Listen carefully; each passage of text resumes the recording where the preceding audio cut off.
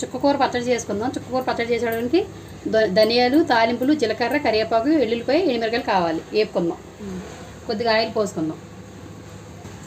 వెల్లుల్లిపాయలు, తాలింపులు, ధనియాలు ముందు వేసుకుందాం.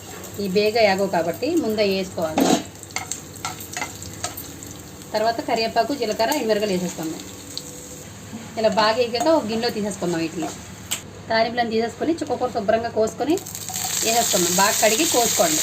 చిన్న చిన్న కోసుకుంటే బేగా మగ్గిపోద్ది. మగ్గనిద్దాం. ఇలా మూత పెట్టేసుకుంటే చూడు బాగా పుత్తిని మగ్గిపోద్ది చుక్కకూరకి. దీంట్లో చింతపండు కట్ట ఏ వేయవసరం లేదు. బాగా పులుగు ఉంటుంది కాబట్టి మగ్గిపోయింది. దింపేద్దాం. ఇంకా పచ్చడి మిక్సీ పెట్టేసుకుందాం. ముందు ఎండుమిరపకాయలు వేసేసుకుందాం. కొద్ది సాల్ట్ వేసుకుని మిక్సీ పెట్టుకుందాం. ఇందులోనే కొద్ది చుక్కకూర మనం మగ్గబెట్టేసుకున్నాం కదా, అది వేసుకొని మిక్సీ పెట్టుకుందాం. పచ్చడిలు మెత్తగా మిక్సీ పట్టుకొని ఒక గిన్నెలో తీసేసుకుందాం. పచ్చడి కొద్దిగా తాలింపు పెట్టేసుకొని